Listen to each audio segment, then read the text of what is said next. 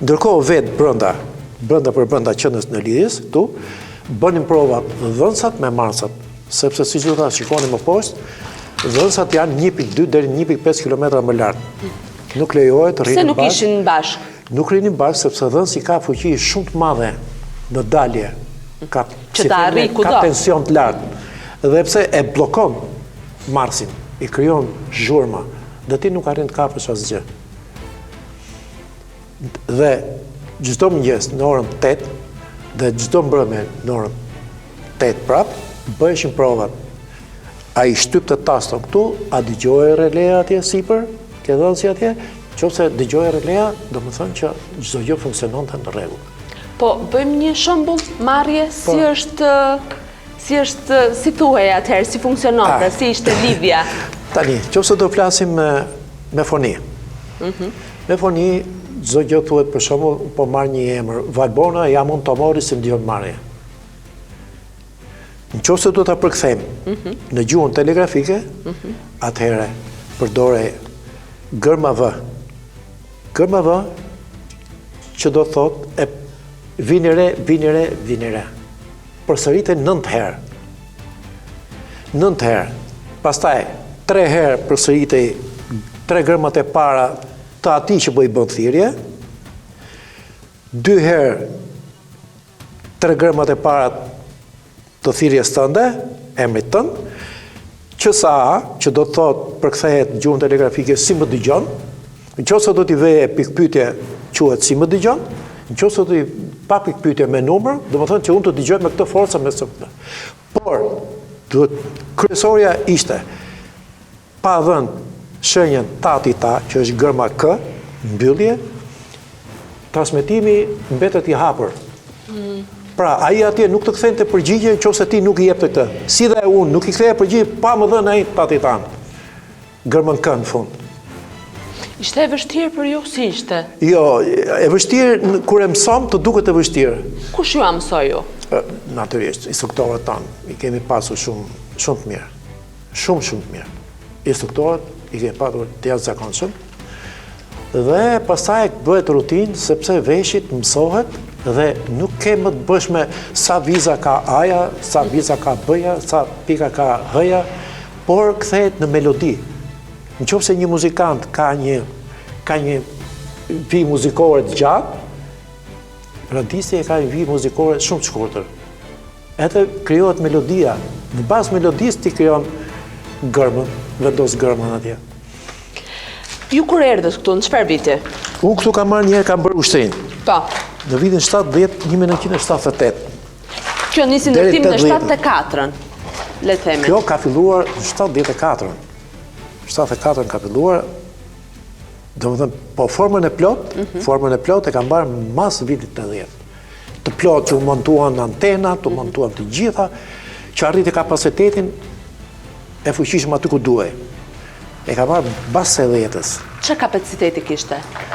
Po, kapacitet, e dikuj e thonë, e ditë mendosh që janë 30 dhënsa dhe 30 marca.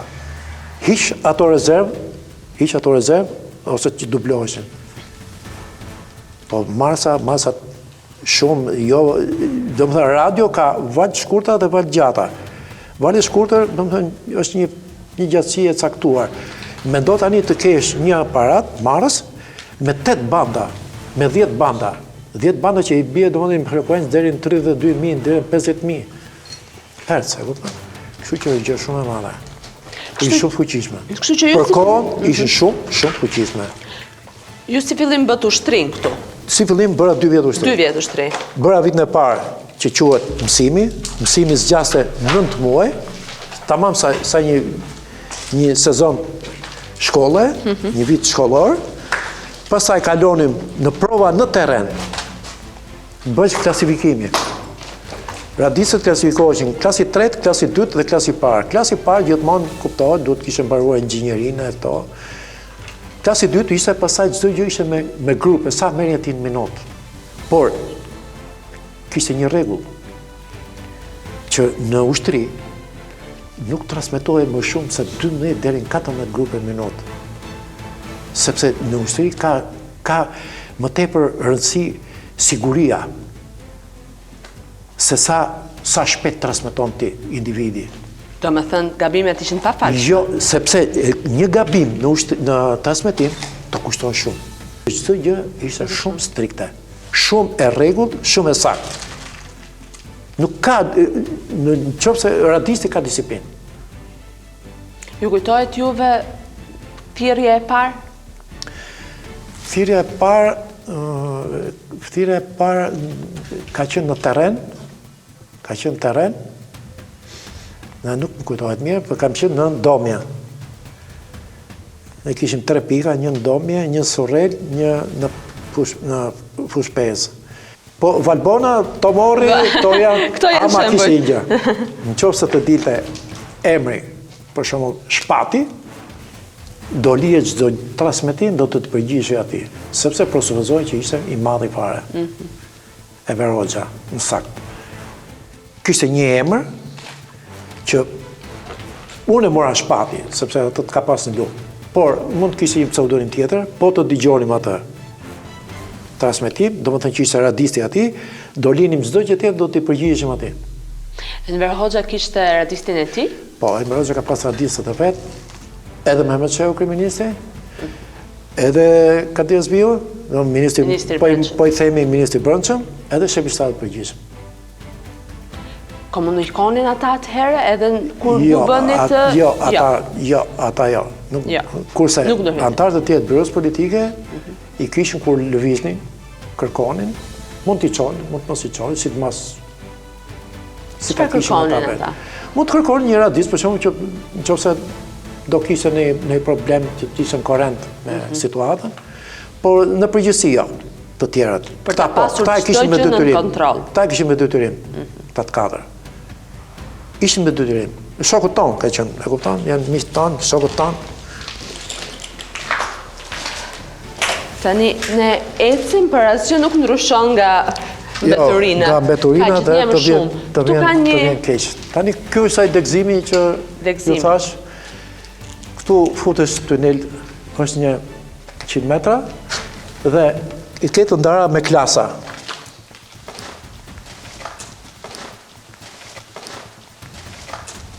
Unë këtu edhe kam marrë mësim, edhe kam dhënë mësim. Këtu kam marrë mësim kur ka qenë ushtar dhe në vitin e dytë kam dhënë mësim. Sepse isha instruktor, arrita ishte nivel shumë i mirë, edhe i jep edhe. Kjo ka qenë dhoma e partisë, si quhej. Dhoma e partisë? Ku bëheshin mbledhjet. Ju merrnit pjesë në mbledhje? Po patjetër. Çfarë diskutoja aso kohën? Po gjithë më barbajtjen e punëve në ushtri, gjithmonë ka probleme, ka gjëra, stërvitja. Tani duke qenë se këtë është më pastër, unë mendoj se ne jemi nga të vetmit që kemi hyrë. Këtu është një klasë tjetër. Po, këtu është ndarje tjetër, këtu është klasa e ja ku shkoni instalimet anësh, në klasa ushtarëve të vitit të dytë. Këtu bëshin stërvitje ushtarëve të vitit të dytë. Çfarë ka më tej? Më tej është klasa e radistëve të vitit parë, ata që vinë të rinj. Duhet të teksuara që radistët e rinj që vinë, kryesisht ishin nga Tirana.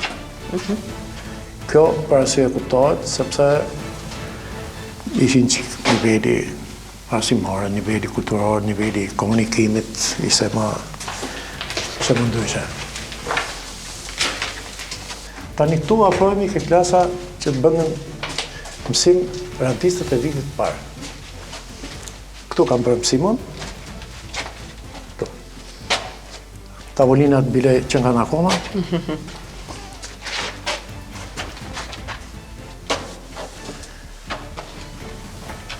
Tu rrinde instruktori, me një transmitur për para, me taston, a i jepte, ne mërnim, që shikoni ka pas instalimet anash.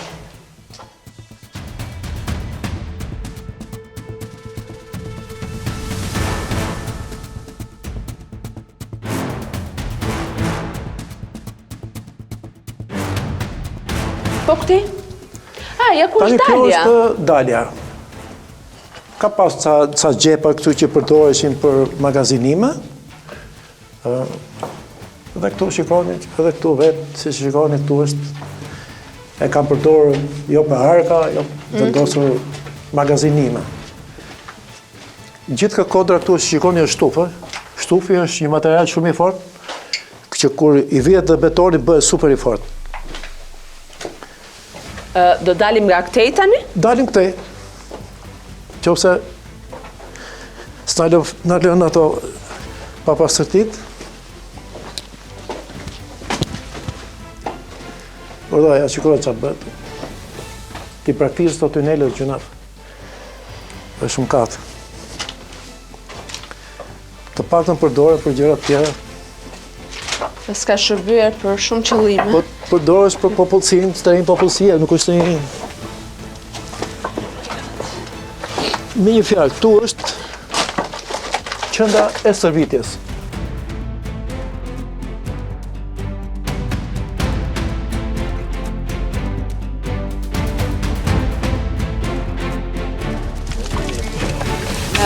Prit, një sekond këtë, një sekond.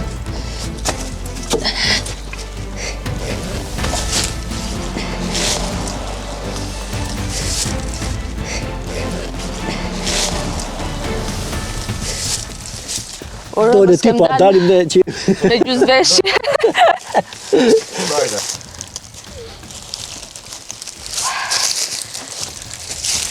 Filloj stërvitje, ha? Wow. Po kështu stërvitje s'keni bërë dikur? Bëni stërvitje me telefon? Jo. Kishim edhe ca...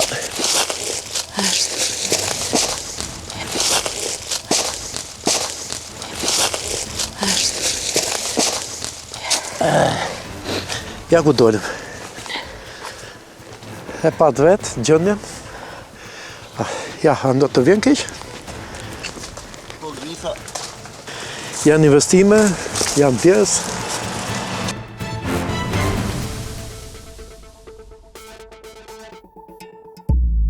Me pak vështirësi po dolëm. Dolëm. Pra, kjo ishte pjesa e stërvitjes. Stërhimi, stërvitja. Që ishin të dyja bashkë, komunikonin bashkë, ushtari ishte në kohën të çdo gjëje. Tani është? Marrja. Tani kalojmë në sallën që quhet radiobyroja. Radiobyroja është salla ku ishin dy salla të mbaja ku ishin vendosur marsat. Një parantezë ju bëj. Pa. E shikoni këtë kodrë këtu? Gjithë kjo kodra këtu lart. Gjithë këtu kanë qenë të mbushura me antena. Gjithë kjo kodra këtu. Dhe po të hypësh lart atje, besoj do gjesh mbeturinat e atyre pikave ku mbështetet antena. Deri lart, deri që kapni sinjalin e dhënjes. Kjo është marrja. Këtu është gjithmonë jemi në marrjen e sinjalit. Këtu marrim sinjalin. Okej. Por taston e transmetimit e kemi këtu, por do t'jo shpjegoj unë mirë. Tasto, shikon këtë rrugën këtu? Pa. 1 metër në tokë, ato kablot e marsave, e tastos kalonin këtu dhe ngjiteshin në do ta shikojmë këtë kodër atje, do t'ja shpjegoj më vonë. Në kodër dajt. Kodër dajt, do ta shikojmë. Kjo si ka qenë atëherë? Kjo rruga tani është e asfaltuar, ka shumë banesa. Si e mbani mend ju dikur? Tani shiko. Ja mendo vetëm kaq. Ky ishte reparti, aty poshtë ka qenë parku. Parku i makinave të gatishmërisë, kur hikte ndonjëri me stërvitje, me kështu, me aparatura brenda që ishin BC dhe gazat 69. Me aparatura tepër moderne flasë, jo aparatura do kudo. Tepër moderne, ishin aparatura suedeze franceze.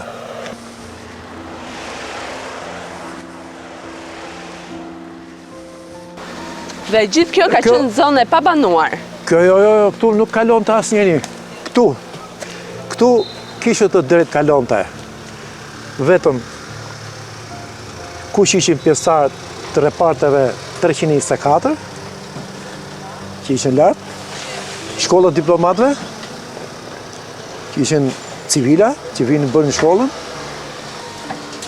kishin makinat e policisë që bërnë ekzekutime, që zakonisht vinin natën, edhe neve. Absolutisht se kalon të njëri tjetër. Komplet zonë ushtarake. Po, sepse komplet gjithë zona këtu, ju thash, kjo është zonë shumë, ka qenë zonë shumë sekrete, shumë. Jashtë mazë, do me thënë, duhet kuptoni, një armik, së pari, piketon, qëndën e ndërlidhjes. Ku e ke qëndrat e ndërlidhjes? Se kjo ishte e ministrisë, po ka dhe qëndra të tjera në përrethe që lidheshin me këtë. Pra, goditishin ato, ndërlidhja, pastaj fillojnë me radhë aviacioni, mbrojtja kundërore. Këto ishin pikat kryesore. Ku e merrte shembullin Shqipëria për sistemin tonë të ndërlidhjes, te kinezët, te rusët? Po, fillimisht kuptohet, jo kaq moderne, fillimisht e morëm nga rusët. Sepse rusët janë si theme, baballarat e ndërlidhjes. Dhe më vonë pastaj kuptohet që u lidhën me Kinën. Unë e di dhe historinë si janë marrë, në gjvit janë marrë, që është bërë kontrata, sepse fatmirësisht ka qenë të i matë në atë delegacion. Në vitin 1962, nga Shqipëria është nisë një delegacion shumë sekret, ushtarak. Po shumë sekret, që asnjë nuk e bërë sot. I përbërë kryetar delegacioni ishte Peti Dume. Peti Dume nuk e ka, edhe bilet të gjithë antarët e delegacionit nuk ishin me emrat të tyre. Ishin me emra sekret, të dubluar, të sajuar. Dhe me nga $3.000 në gjep, $3.000 të japë të sakta, i kam të dokumentuar këto që them, nga $3.000 në gjep dhe u dha orientimi që rruga që do hikni nuk do jetë nga Rusia. Sepse atëherë rruga kalonte nga Rusia. Sepse rusët na njihnin, i njihnin të gjithë për bërjen e delegacionit, se ata shkollën ruse kishin bërë.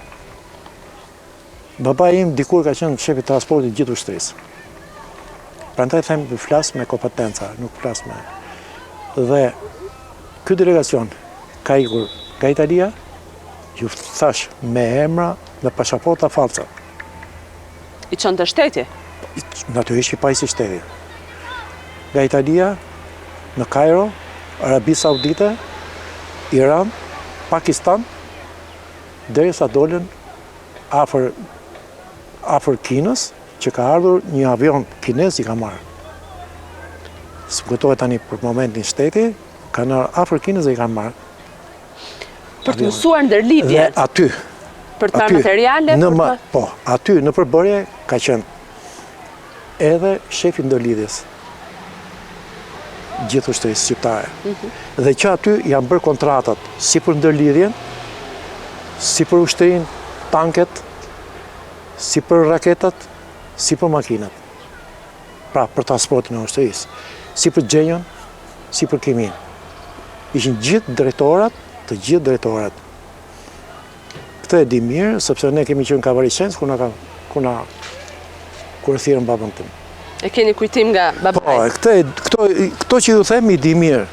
Dhe që aty ka filluar, do më thënë, Kina, pajisjet, furnizimin me pjesë të ushtrisë. Pra, gjitha këto ishte edhe sistemi kinez, po edhe pajisjet? Normal, sistemi kinez i dha shumë përparësi. Shumë përparësi, sepse shikoni, u ndërtuar në gjithë aparaturat që erdhën më vonë, erdhën kineze.